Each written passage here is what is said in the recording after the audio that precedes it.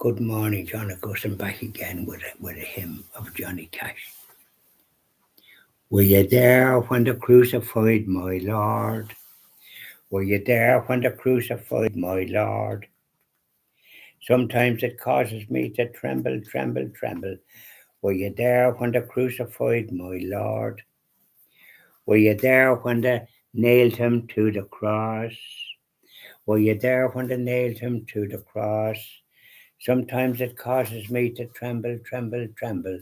Were you there when they nailed him to the cross? Were you there when they took him down from the cross? Were you there when they took him down from the cross? Sometimes it causes me to tremble, tremble, tremble. Were you there when they took him down from the cross? Were you there when they laid him in the tomb? Were you there when they laid him in the tomb?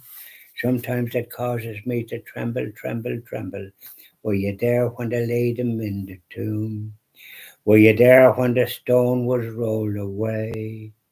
Were you there when the stone was rolled away? Sometimes it causes me to tremble, tremble, tremble. Were you there when the stone was rolled away?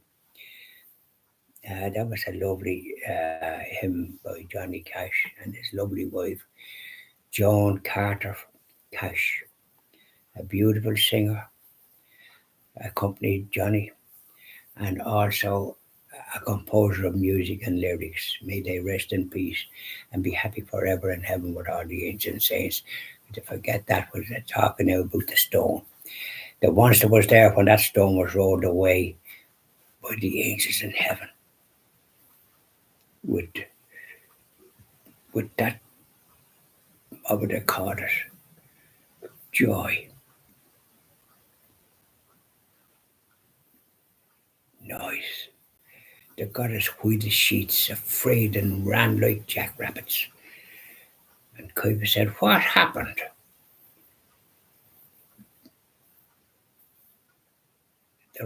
The big rock was rolled away of its own accord, and noise came from heaven.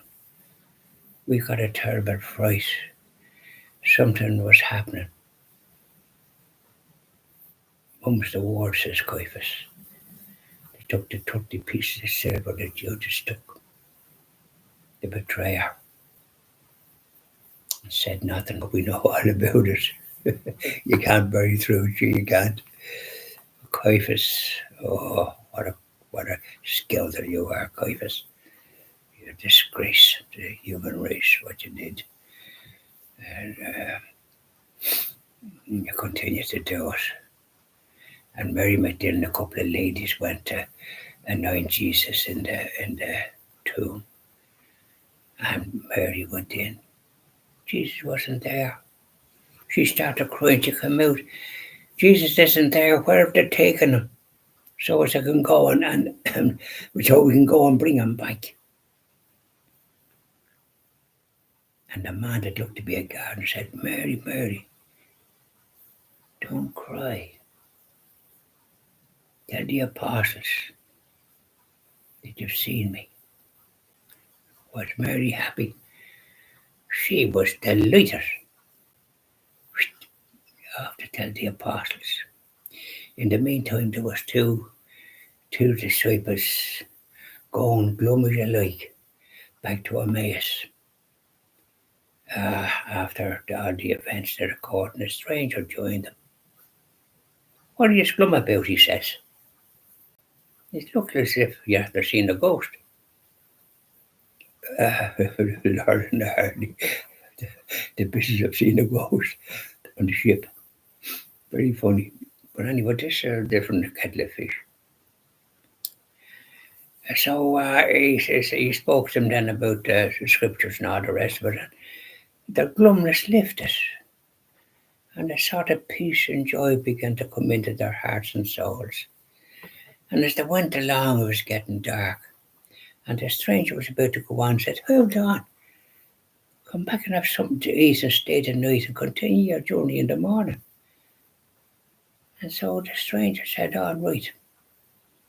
Back he went with them up to into the house where they were living.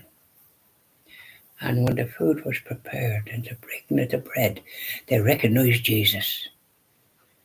And there was smiles on their faces, wide as you like, when Jesus disappeared.